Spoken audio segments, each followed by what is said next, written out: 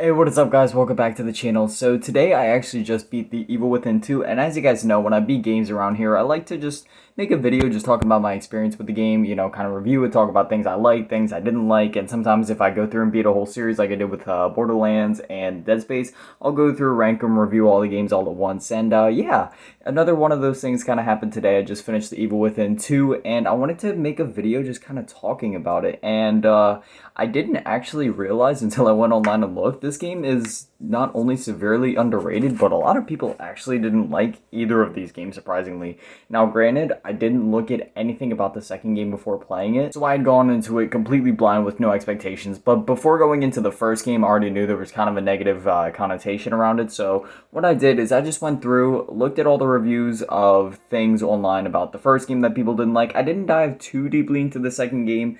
I just saw that there was a few negative reviews here and there, but overall they were a bit better than the first game. But yeah, usually when I made these videos before, it was a lot of rambling because I didn't have any sticky notes or any sort of notes or bullets that I wanted to hit, but this time I actually do, so it'll be a bit better constructed. So first I want to talk about the backlash and the reasons for it for the first game. So a few of the things that I saw were people saying that the game was either too hard or the level design was really like unclear and confusing. Like for example, there's a few boss fights where like there's a certain way you're supposed to defeat a certain boss, and I'm trying to keep this as spoiler free as possible, so it's gonna sound very generic. But there's a certain way you have to beat this boss, but then when the boss returns later, when you try to do it again, that thing doesn't really work. But then once you figure out what you're supposed to do and you get to the next section, you try to do the thing that you just did, but that doesn't work and you have to do what you did originally when you saw the boss earlier in the game. So I can understand that. And then the other thing was flat characters, especially the main character, Sebastian, saying that in the first game especially, he was very flat. And I'll cover a lot of this in my counter arguments because I have a huge list of counter arguments to everything that people didn't really like, and then just also the fact that it's a new IP and it's not a household name like something like Resident Evil, so it's not as likely to do as well. But yeah, I had some counter arguments and some reasons as to why I actually like these things or other things that I just liked about the game in general. So first off, people said the game was too hard. Games like the Resident Evil remake on GameCube, for example. You have the Jill mode, which is technically easy, or easy mode on Resident Evil 3 where you just get ammo out the wazoo, you know what I'm saying? In this game, even on easy, like if it's your first time going through, especially if you're not that familiarized or veteran to hard games, it can be pretty difficult. And I'm not gonna lie, yeah, I had a good 50, 60 deaths, if not, even more on my first playthrough of the first game. But I love the difficulty. I love a good challenge in my games. I don't like when games are necessarily just kind of, you just breeze through it. Like, sure, it's nice to enjoy the story, but I also like the gameplay to be challenging and engaging. And I really found that with the first game. Even though sometimes, yes, some of the puzzles and level design was just overall BS, I love the difficulty. And another thing that I forgot to mention was that some people didn't really like the story and just felt it was very bland and generic. But for me, I found the story to be simple and easy enough to follow, not too complex. Because anybody knows when there's too many plot points going on in a story, it gets too hard to follow. But with this game, it was like it was simple, it was really easy to follow, but at the same time, it wasn't so overly shallow that it got like boring or whatever. Like I was able to stay engaged. It was very simple, very linear, but by the end of the game, I was satisfied for the most part with how it ended off. And the one thing with people saying flat characters, especially with Sebastian, the main character, I personally kind of like I wouldn't necessarily say he was flat all around. I think that just more or less had to do with how he was written and the voice acting and everything like that. But the reason why I'm saying I like it is because growing up, Resident Evil 4 was like my game, you know what I'm saying? I love that game even still to this day. I've beaten this game more times than I can count on both hands. But you gotta realize, yeah, for Sebastian, it's obvious. They were going for a whole Leon Kennedy thing. That's why he is the way he is. That's why he's written the way that he is. That's why that his whole look, if you compare him and Leon, it's not too far off. So, like, obviously, the whole game is centered around that whole RE4 vibe as well. So that's what they were going for.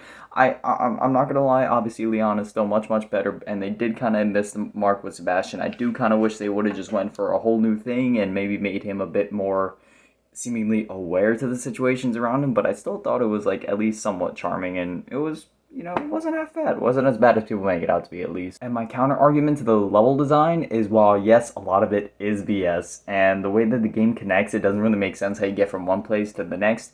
You also got to remember this whole game is technically happening inside of everybody's minds, because the whole game is just a simulation. If you haven't played the first game, I'm sorry, just spoiled everything. Just spoiled the entire game for you. But yeah, so it makes sense. Like, of course, in your first playthrough, it's not going to make sense. But, like, once you get to the end and you realize it was, like, a simulation, it was just all in, like, everybody's heads, it's like, then it started to make sense. At least kind of. But still, video game over story, gameplay is more important. And, yeah, if the levels were sewn together a bit better, it would have made for a better experience. I'm not going to deny that. Yeah, all in all, I'd give the first game a good, like, 6, 7 out of 10. I'd say it was pretty good. It was pretty fun. Gameplay was fun. It was linear. It was fun, full of shock value and stuff like that. They were definitely going for the whoa type of moments, like when you're running down the running away from like the chainsaw guy at the beginning of the game. Like that's what they're trying to recapture, that like RE4 Village type moment. That like holy crap, like right, just adrenaline and dopamine from the time the game starts. And I can respect that. It was a pretty good game. And then going on to the second game, like I said, before I started playing the first game, I already knew there was a negative connotation around it. But for the second game, I read 0 reviews. All I did was watch a single trailer, and I was like, all right, I'll try it. I'll buy it. And yeah, this game, I haven't read any reviews, really. Like, I went through and just kind of looked at general ratings, and it seemed to get mixed to positive reviews all across the board. So yeah, in the second game, I gotta say, I love the story. It was definitely a lot better and a lot more engaging than the first game. And for the reviews that I saw of it, yeah, that's what everybody else was saying as well. The only thing was with the game, especially with like Hoffman, Myra, and the like leader guy of Mobius, for some reason the voice acting and the animations were just a little weird, little off here and there. But besides that, I mean, everybody pretty much hit the mark. Like some of the way that Sebastian's voice actor said a few lines was definitely a little hit or miss here and there sometimes, but like 90 to 95% of the time, like everything was really spot on, and you actually bought like what was going on a lot more than the first game, especially. And in this game, Sebastian's character is fleshed out a lot more. He shows a lot more emotion. There's a lot more at stake with him in the story. I mean, the story is all based around. I guess this isn't really a spoiler, but you're trying to save your daughter and your wife and everything like that. And yeah, there's a lot of emotion, there's a lot at stake, and you really believe it. Like every time that he starts flipping out or cussing or like having a breakdown or crying or feeling guilty or like and he just looks like he's at the end of his ropes, like you really buy it. And I thought they did a really good job with that. And the level design in this game is much more non-linear than the first game. It's pretty weird how to explain it. It's open world. It's kind of open world, but it's more open level than open world. Like, it is open world in the way that you can backtrack and explore all the world whenever you want, but it still pushes you forward in a linear fashion. So I would say it's a mix between open level and open world. And the open world, it isn't like shoved in your face, like side quest, side quest, side quest. Like, all you ever have to deal with is the main quest in the game. However, going out, finding those resonance points, finding the loot, finding the other guns, fighting the side bosses to get more green gel to upgrade your guy, it's encouraged. But I just mainly kind of beeline the main story and just went through, didn't really explore the open world all that much. Like I did here and there just to like make sure I was really stocked up in case I had a feeling like a boss fight was coming up. But besides that, like I really just kind of went through the game and I didn't have any issues. So it's one of those things where if you want to explore the open world, you can, but you really don't have to. And I gotta say, I'm not gonna spoil it, but I didn't see the ending coming. There was just a lot of twists and turns and boom, boom, boom, and a lot just going on at the end. Thought it was really good how they handled it. I really liked it. And yeah, I don't want to keep this video going on for too long, so let's just start wrapping things up. The game as a whole, it was honestly like a roller coaster. There were some highs, there were some lows. Not in terms of quality. I thought quality had stayed consistent the whole way through. Just in terms of emotions and stress levels and everything like that, it was a roller coaster. It's great level design, great set pieces, and you were always given just enough to get by, like in terms of ammo and heals. Like I was never out of ammo, but there was a lot of times where I had to struggle and be very conservative with my resources. However, I will say in chapter 15, there was this one boss fight where they did not give you enough ammo, and I actually had to go back and reload a save from like a half an hour earlier in the game just so I could stock up on ammo before getting to that boss, because they didn't even give you enough to get through it, not even halfway through it. So yeah, that kind of sucked. But besides that, The game took me, what was it, like 9.5 hours to get through. So in conclusion, the first game is much more linear, like with much more focus on like horror and shock value and just trying to make the player feel tense with like a bunch of holy shit moments, while the second game is much more open-ended with less focus on the pure straight horror, but still plays with the twisted psychological simulation thriller type stuff that they kicked off in the first game. And personally, I think that they perfected the gameplay mechanics here for the most part. Sure, there was definitely still a few things I think they could work on, but I feel like that just kind of it's more of an engine thing more than a gameplay thing.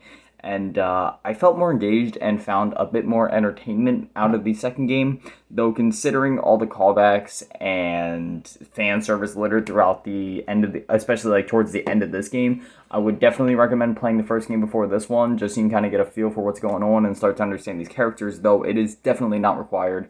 Not much of the story is carried over here, but for those fan service and those moments when they pop up, just to appreciate them a bit more, I would recommend playing the first game first. But all in all, they're both incredibly good games, and Shinji Mikami is behind them. And if you guys know Shinji Mikami, he's the man that needs no introduction in the world of horror, especially horror video games. So yeah, I don't know, sometimes I like making reviews like this, just kind of talking about things I like. It's very different from the normal like gameplay type videos I normally make here on the channel, but I like switching it up. I like doing things like this, whether it's showing off my video game collections, talking about games that I like. I know it's very different, it's a very niche audience, only a few people will like videos like these, and for the people that stuck around for this whole video just to hear me out, whether you're here to get mad at me in the comments about my opinion, saying that I'm wrong about the Evil Within, or to agree, or just to simply hear me talk about some video games that I like, then I really appreciate it. But with that, that's going to do it for this one. As always, a shout out to my one and only Patreon, Karma's Fave Grandma. Thank you so much for the support. But with that, that is going to do it for this one. I hope you all enjoyed. Please remember to go down below, like, subscribe, comment, and share this with your friends. Remember, post daily at 7 p.m. So I'll see you guys back here tomorrow. And yeah, that's it. I love you guys. Peace. I'm all alone.